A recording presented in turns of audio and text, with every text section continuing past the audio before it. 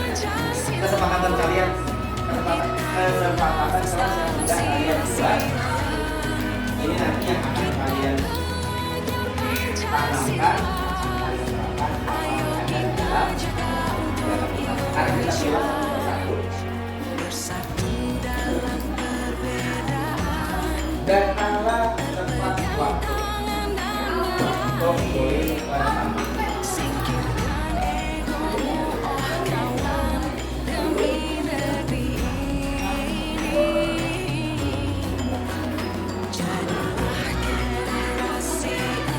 Datanglah tepat waktu. Datanglah tepat waktu. Kemudian ada yang lain,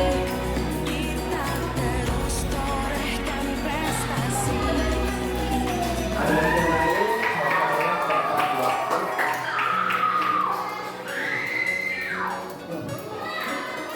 Sudah habis. Berarti kesepakatan kelas yang pertama adalah datanglah tepat. Oke. Sekarang kita hidup yang kedua.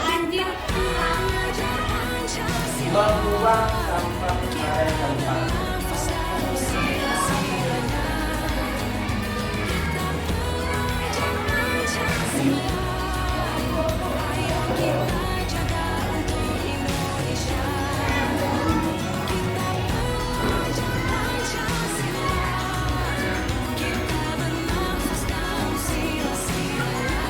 Membuang sampah pada tempatnya. Jaga proses. Kemudian jagalah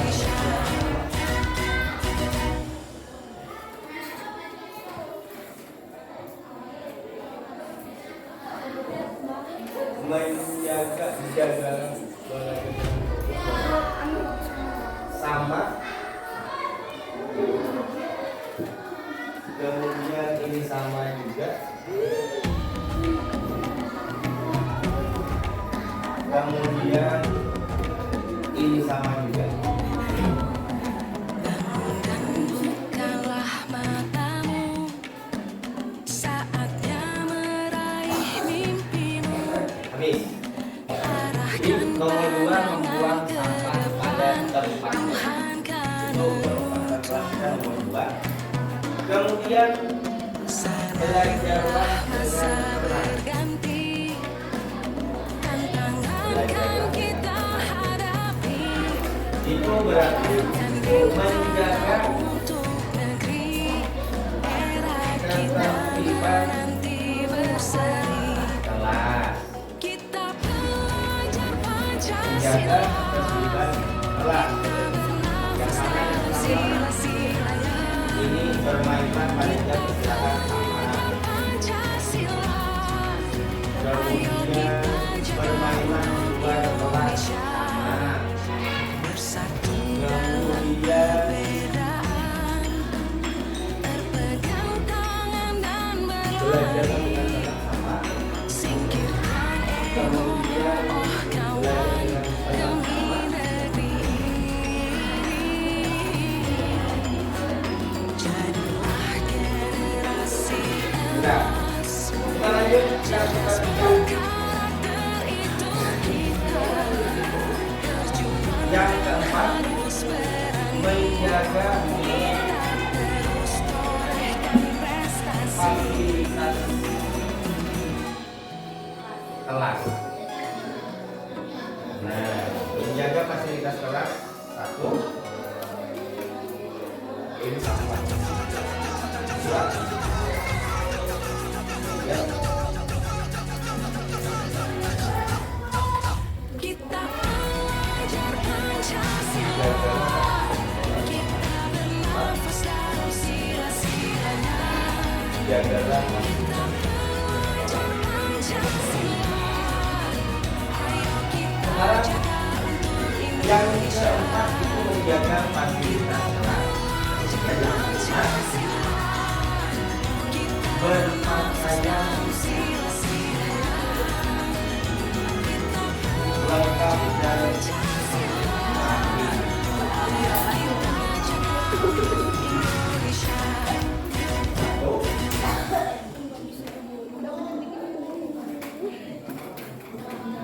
kedua,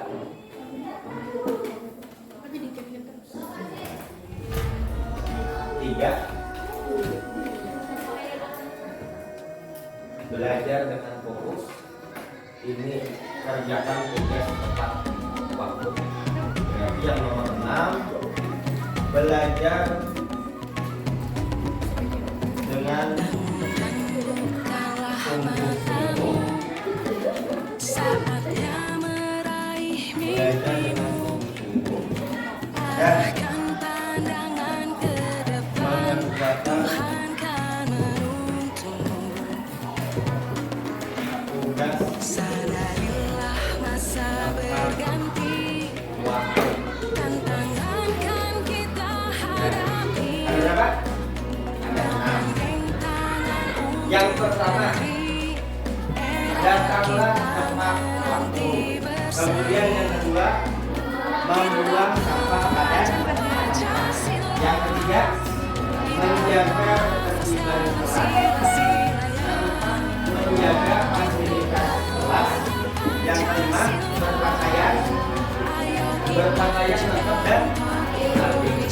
Yang keenam, belajar dengan sungguh-sungguh dan mengerjakan tugas tepat waktu. Kira-kira dari keenam kesepakatan kelas yang sudah kalian buat, ada yang ingin mau menambahkan atau tidak pas? Tidak pas? Ada yang kurang? Ada yang tambah?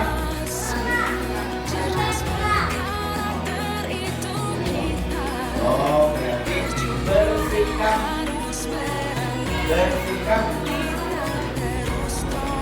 tunduk, bersikap ramah dan sopan dengan sesama orang.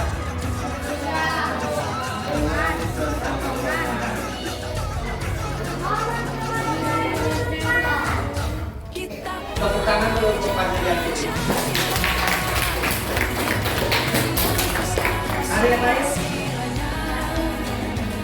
Tidak ada kemudian masuk bersikap ramah dan sopan dengan sesama. Ada yang mau menambahkan mungkin lagi? Hah? Hormat terhadap guru.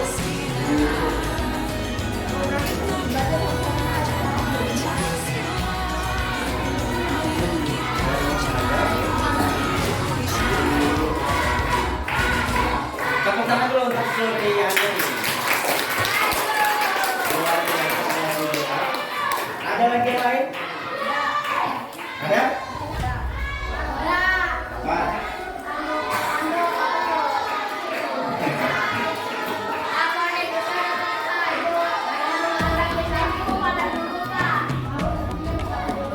Kalau mau minjam, berarti itu 9,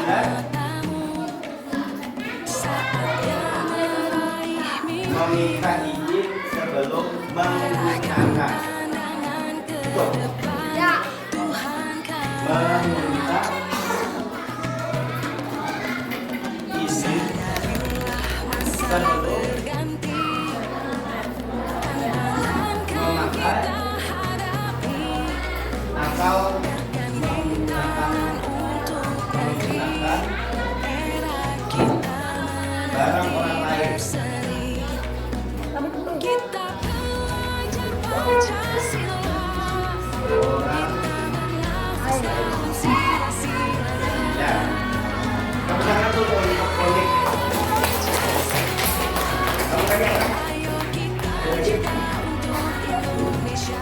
Meminta izin sebelum memakai dan menggunakan barang orang lain. Dan menjaga ketertiban kelas.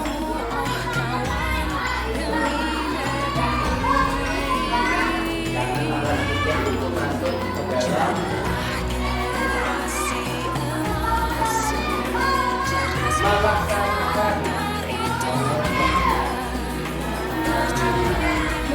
melaksanakan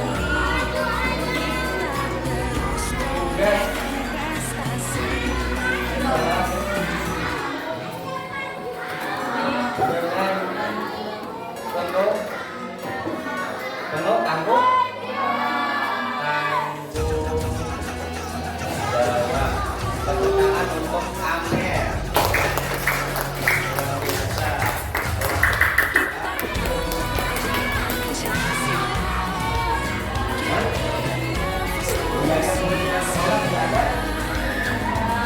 Membuat apa ada? Ada lagi yang lain? Sudah cukup? Sudah pas? Kalau sudah pas, berarti 10 nilai kesepakatan kelas yang sudah kalian buat ini nantinya akan menjadi budaya positif yang akan kalian terapkan selama berada di kelas. Betul sekali. Jadi dari ke-10 ini, apabila kalian melanggar salah satunya, maka nanti kalian akan diberi, bukan diberi sanksi, tapi diberi pemahaman. Bagaimana caranya kalian ke depan supaya bertindak lebih baik lagi. Misalnya salah satu contoh, kalau kalian datangnya terlambat, berarti kalian melanggar kesepakatan kelas nomor 1 betul. Jangan tepat. Kalian datang terlambat, seharusnya kalian datang tepat waktu. Kalau kalian tidak melaksanakan tiket kantor, tiket kelas, tidak menyapu, tidak membersihkan ya, kalian tidak tiket. Kira-kira kalian melanggar kesepakatan kelas nomor berapa? Nomor 10, melaksanakan tugas kelas dengan penuh tanggung jawab. Artinya kalian melaksanakan tugas kelas nomor. Seandainya kalian tidak mengerjakan PR, berarti kalian melanggar kesepakatan kelas nomor 7.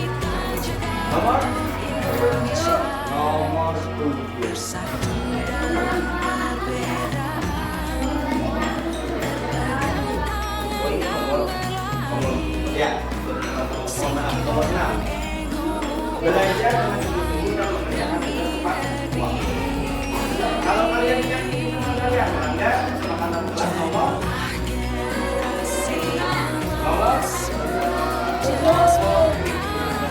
ramah dan sopan dengan bersama. Pahami baik-baik ini dari 10 kesepakatan kelas ini, bukan kesepakatan waktu, ini adalah kesepakatan bukan hanya kalian, bapak pun harus menghargai 10 kesepakatan kelas kalian. Jadi nanti baik bapak, baik kalian harus sama-sama mentaati semua yang ada di dalam kesepakatan kelas ini, karena kita semua pada kali ini sudah sepakat bahwa inilah kesepakatan yang kita taati selama belajar di dalam. Kira-kira paham? Ada yang bisa ya? Tidak ada? Jelas? Kalau jelas, kita perlu dari pertanyaan kita melihat.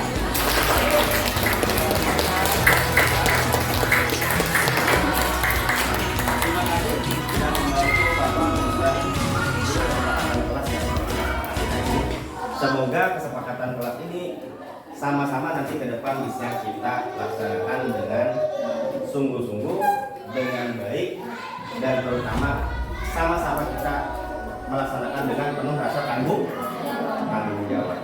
Mungkin itu yang bisa Bapak sampaikan. Terima kasih atas segala perhatian.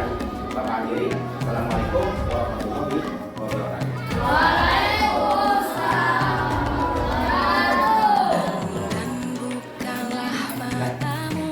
Demikianlah video aksi nyata modul 1.4 tentang budaya positif. Terima kasih atas segala perhatian.